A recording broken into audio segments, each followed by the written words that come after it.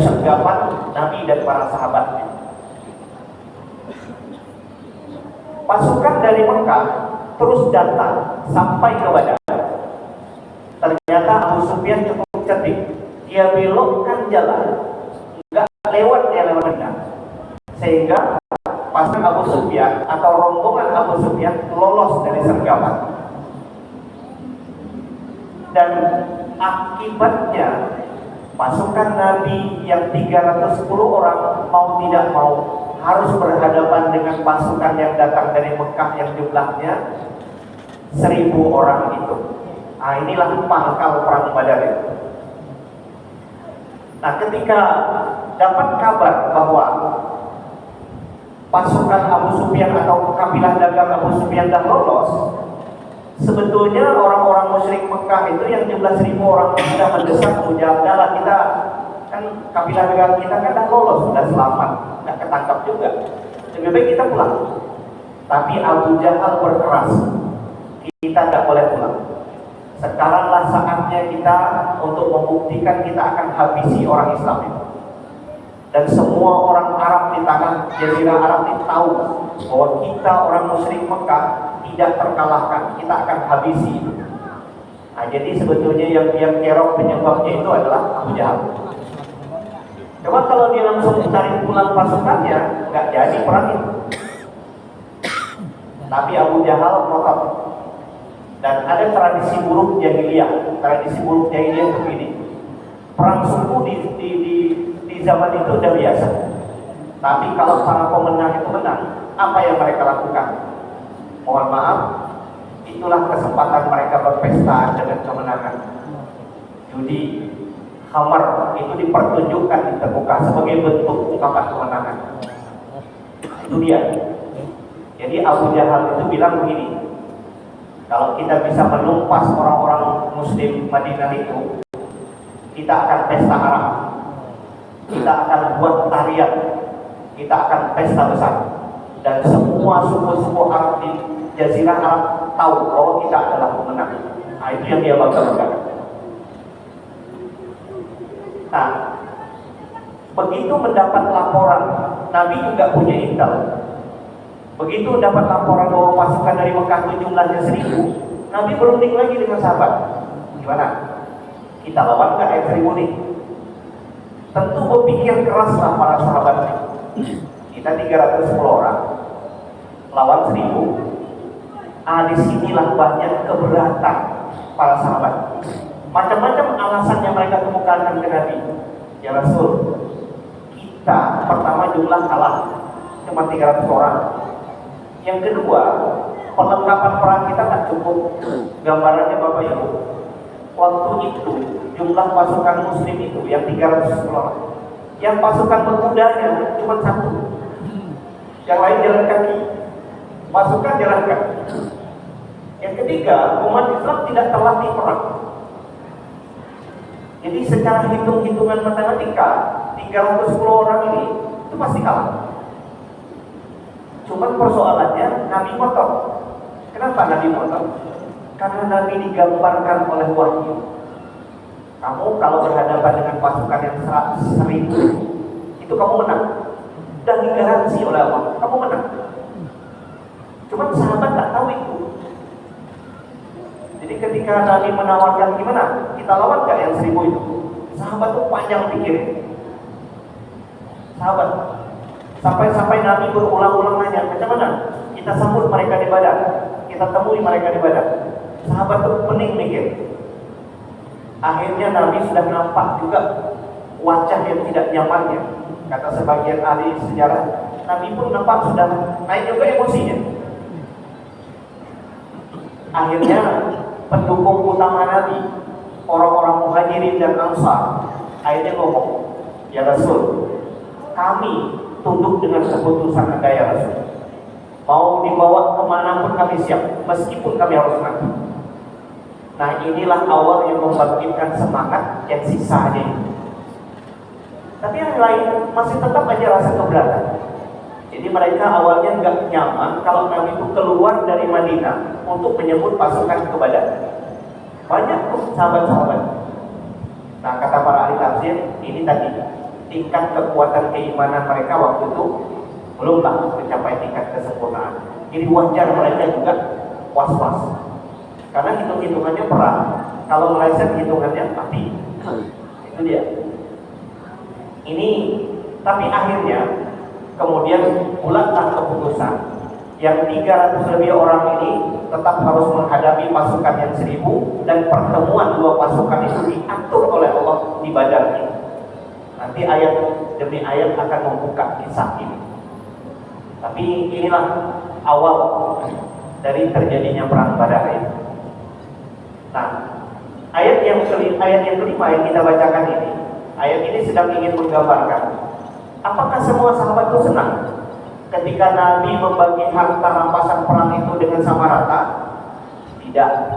Sama tidak senangnya dengan ketika Nabi menyiapkan pasukan untuk menemui pasukan Quraisy di perang Badar ini, keluar dari kota Mekah, dari kota Madinah. Itu sahabat itu banyak yang gak nyaman. Nah, ketidaknyamanan para sahabat itulah digambarkan oleh ayat yang kelima ini. Nah, maka dengan gambaran itu kita bisa masuk ke ayat yang kelima surat Al-Anfal. Bismillahirrahmanirrahim. Kama akhrajaka rabbuka min baitika bil haqq wa inna fariqan minal mu'minina lakarihun. Jadi kalau menerjemahkan ini, walaupun mungkin ada terjemahannya, saya coba bantu dengan bahasa tafsirnya. Kama akhrajaka, jadi terjemahannya agak dipanjangin. Sebagaimana tidak senangnya kamu ketika membagikan harta sama rata itu ya Muhammad, itu tidak disenangi oleh para sahabat, juga sama tidak senangnya ketika Allah mengeluarkanmu dari Madinah itu untuk menuju ke Badar.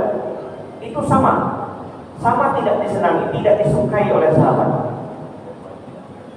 Jadi Quran ingin membanding ada dua hal yang sahabat tuh sama tak nyamannya dengan Nabi, cuma untuk ngomong tak berani.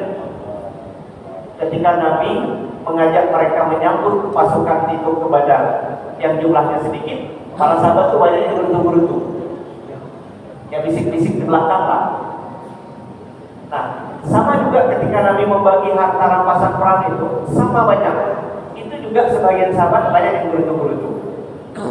Nah, jadi kata ayat ini, kama akhrajaka rabbuka min baitika bil haqq.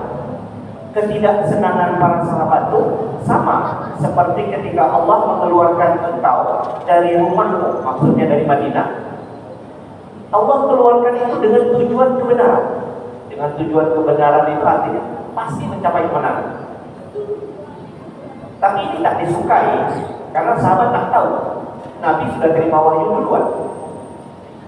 Wah, umat Islam akan menang itu Nabi sudah dapat informasi. Wa inna fariqan minal mu'minina lakarihun. Meskipun sebahagian satu kelompok dari orang-orang mukmin benci mereka ketika engkau membagikan sama rata, benci mereka ketika engkau ajak mereka untuk menghadapi pasukan Quraisy di Badar. Jadi ini digambarkan oleh ayat. Nah, Bapak Ibu yang saya muliakan, apa pelajaran? Ternyata di tingkat sahabat pun ketika keimanan itu masih belum kokoh, itu apa saja yang disampaikan oleh Rasul tidak selalu bisa diterima. Jadi Nabi itu bukanlah gampang. Walaupun sahabat yang sudah bersumpah setia itu membela Nabi, tapi dalam hal-hal tertentu mereka kadang-kadang bisa tak iman juga. Nah, ini dalam proses. Tapi ini yang digambarkan oleh Al-Quran. Jadi ketidaksenangan para sahabat itu sama seperti Allah mengeluarkan engkau ya Muhammad dari rumah, maksudnya dari Madinah. Allah keluarkan itu dengan tujuan kebenaran. Nabi sudah digaransi akan mendapatkan kebenaran. Wa inna fariqan minal mu'minin lakarihun. Meskipun keberangkatanmu dari Madinah menuju Badar, atau kamu bagi harta warisan sama rata, sesungguhnya sebagian dari orang-orang mukmin, para sahabatmu itu ada yang nggak suka. Cuma memang ngomong terbuka kepada Nabi, Enggak, tapi dari sikapnya Nabi tahu. Ya komen-komen di belakang mungkin ada, tapi ngomong terbuka ke Nabi tidak. Tapi Nabi ya tahu. Nabi selalu diinformasikan oleh Jibril. Bahkan orang-orang munafik itu kan, siapa yang munafik itu kan dari ditunjuk oleh Jibril. Itu si A, si B, si C, itu Nabi udah tahu. Nah, sahabat-sahabat yang nggak suka ini juga sama. Tapi ayat kan Allah kan nggak main-main, langsung disebut saja. Itu sahabat itu nggak suka disebut oleh ayat, walaupun nggak disebut satu-satu, tapi Quran nyebut ada tuh di antara sahabat-sahabat itu yang nggak senang tuh ada. Nah inilah tantangan di antara tantangan awal sebelum perang Badar itu terjadi. Nah lebih lanjut penjelasan Quran, apa yang dilakukan oleh sahabat? Yujadiluka fil haq. Para sahabat itu malah mendebat. Sahabat itu ada yang beradu argumen dengan Nabi, mendebat. Itu tadi ketika Nabi tanya, macam mana kita temui nggak orang musyrik itu yang ke Badar itu? Apa alasan mereka? Kita nggak siap perang ya Rasul. Kita nggak cukup senjata ya Rasul. Jumlah kita sedikit. Kemudian kita nggak pernah berlatih jadi tentara. Kalau ini semua faktanya, kita jumlah sedikit, berlatih tidak, pasukan tak cukup, peralatan tak cukup, melawan 1000 orang itu sama dengan mati konyol. Itu hitungan para sahabat. Ya kita juga kalau berpikir sama lah. Kalau itu lawan, ini kemampuan kita, itu kan kira-kira kalau diteruskan tamat juga kita. Jadi sahabat itu berpikir dengan natur manusiawinya. Jadi kita nggak siap perang, selama ini kan kita nggak perang. Jadi gimana lah orang yang nggak terlatih perang itu terjun ke medan perang bukan nyaman. Peralatan nggak secanggih yang dibawa oleh orang Mekah. Modal juga nggak cukup, jumlah sedikit. Nah, itu yang mereka debatkan dengan Nabi. Yujadilunaka fil haq. Mereka mendebatmu, wahai Muhammad, wahai Rasul, tentang kebenaran wahyu yang telah Allah tetapkan. Bahwa walaupun jumlahmu sedikit, kamu pasti menang. Cuma ini yang belum bisa diterima oleh para sahabat. Makanya mereka termotot dan gak nyaman dengan Nabi.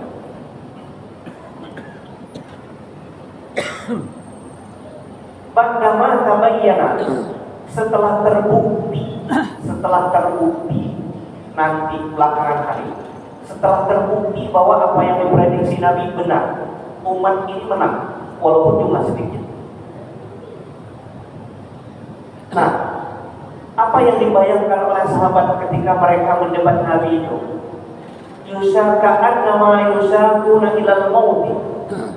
Seolah-olah mereka itu sudah digiring ke pintu kematian. Apa tidak? Lawan banyak, lawan tak pandai perang, senjata tak cukup. Jadi seolah-olah para sahabat itu membayangkan kami ini kok seperti digiring ke pintu kematian. Gitu. Ya kita juga rasanya kalau itu kondisinya sama juga kok pikir jadi mungkin dengan para sahabat. Itu pergi ke sana itu sama dengan pergi mati. Jadi Quran betul-betul menggambarkan situasi batin para sahabat itu. Ka'annama yusaquna ilal maut. Seolah-olah mereka itu sedang digiring menuju kematian. Wa hum yanzurun, dan mereka menyaksikan tanda-tanda itu. Tanda-tanda kematian itu nampak bagi para sahabat dalam pikiran mereka. Itu tadi alasannya cukup masuk akal. Kita nggak terlatih perang, jumlah sedikit, peralatan tak cukup, modal juga kurang. Nah, semuanya serba kalah. Jadi tanda-tanda bahwa kita kalah, kita akan digiring ke arah kematian itu nampak kata para sahabat. Itu direkam oleh Quran. Yujadilunaka fil haq. Mereka mendebatmu ya Muhammad tentang kebenaran yang telah Allah wahyukan kepadamu. Ba'dama tabayyana, setelah nanti terbukti benarnya. Nah, ketika mereka mendebat itu, ka'annama yusharuna ilal maut. Seolah-olah mereka itu sedang digiring menuju pintu kematian. Wa hum yanzurun, dan mereka melihat sendiri tanda-tanda bahwa mereka cuma akan pergi mati kalau jihad melawan yang 1000 orang itu. Lalu berikutnya,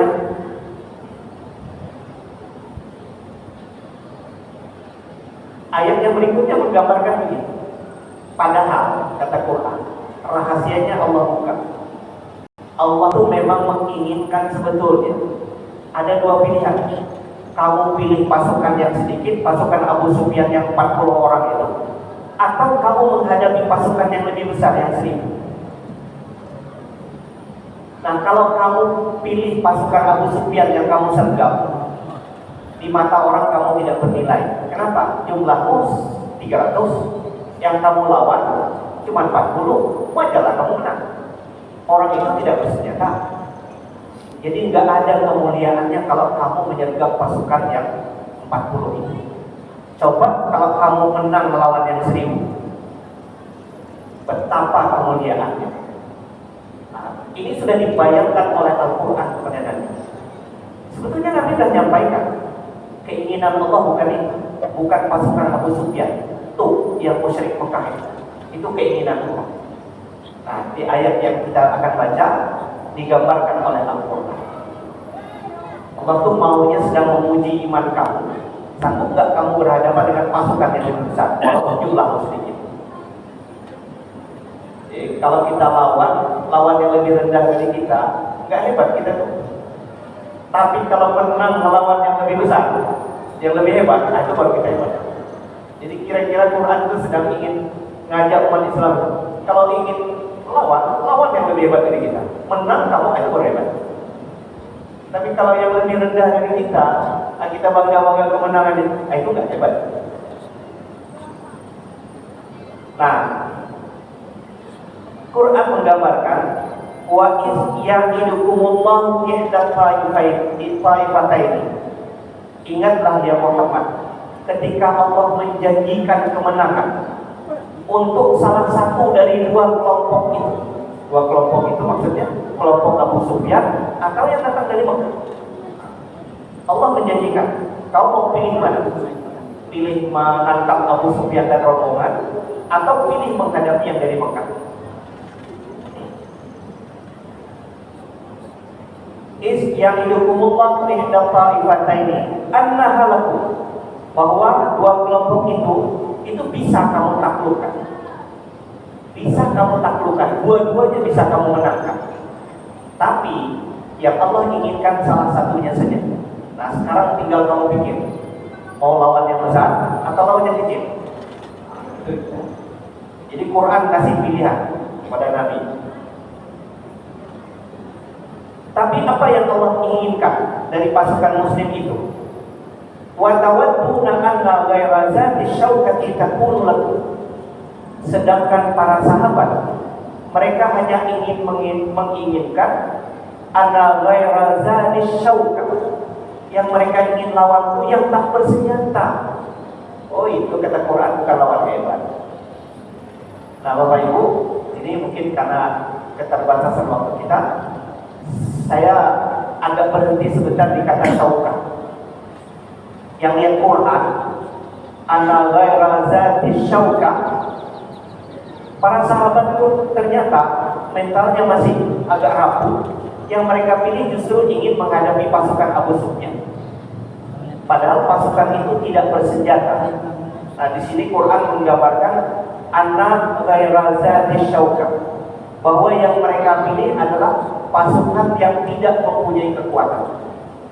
Kata syaukah itu aslinya adalah duri dalam bahasa Arab. Jadi entah duri apa, entah duri nibu atau apa, itu bahasa Arabnya syaukah. Bahasa Arabnya awalnya. Kenapa kok kita terjemahkan dengan kekuatan? Duri itu kalau masuk itu bisa merobek kulit. Berarti duri itu punya kekuatan. Nah, salah satu kalau dalam pasukan senjata. Senjata itu adalah modal untuk kekuatan. Jadi ketika Quran mengatakan ghayra zati syaukah, para sahabat itu kenapa kok pilih pasukan yang nggak punya senjata? yang nggak punya duri, yang nggak punya kekuatan. Kenapa nggak pilih lawan yang punya duri, yang punya kekuatan? Kok pengennya itu? Jadi Quran menggambarkan betapa liciknya pilihan para sahabat. Wa tawadduna anna ghairazali syauka, dan para sahabat menginginkan bahwa yang mereka pilih adalah pasukan yang tak punya senjata. Takunu lakum, itulah yang akan mereka perangi. Padahal apa yang ingin Allah kehendaki? Wa yuridullahu ayyuhiqqal haqqa bikalimati. Padahal keinginan Allah adalah Allah ingin menunjukkan tanda-tanda kebenaran dan kekuasaannya. Apa maksudnya? Allah pilihkan kalian pasukan yang besar. Mestinya kalian lawan yang besar, bukan yang kecil. Itu yang ingin Allah. Kehendak Allah itu. Kalian pilih yang kecil, Allah ingin pilih yang besar. Lawan yang besar. Nah, Allah ingin tunjukkan kebenaran melalui ayat-ayatnya. Dan tujuan berikutnya adalah wayat wa'ada minal kafirin, dan Allah ingin menghabisi orang-orang kafir. Jadi dabiral kafir itu sampai ke buntut-buntutnya dipotong, artinya dikalahkan. Jadi dan ini ternyata nanti terbukti keinginan Allah, umat Islam menang besar dalam perang Badar. Walaupun para sahabat pengennya lawan yang kecil, ternyata Allah pilihkan lawan yang besar, dan itu terjadi. Nampak nanti ayat-ayat yang akan datang bagaimana Allah mengatur skenario-nya. Pasukan ini mau tidak mau tetap harus ketemu. Nah, disinilah bahwa Allah itu maha kuasa atas segala sesuatu. Nah, Bapak Ibu yang saya muliakan, mungkin ini dulu yang bisa kita sampaikan. Insya Allah kita lanjutkan pada kesempatan berikutnya. Billahi taufiq wal hidayah. Assalamualaikum warahmatullahi wabarakatuh. A'udzubillahi minasyaitonir rajim. Bismillahirrahmanirrahim. Alhamdulillahirabbil alamin wassalatu wassalamu ala asyrofil anbiya'i wal mursalin sayyidina wa maulana Muhammadin wa ala alihi wa sahbihi ajma'in. Allahumma anfa'na bima 'allamtana wa 'allimna ma yanfa'una wa zidna ilman nafi'an wa hidayatan wa tawfiqan. Allahumma ij'alna minal ulama'il 'amilin. Allahumma ij'alna minal ulama'il 'amilin. Rabbana atina fid dunya hasanatan wa fil akhirati hasanatan wa qina adzabannar. Walhamdulillahi rabbil alamin. Assalamualaikum warahmatullahi wabarakatuh.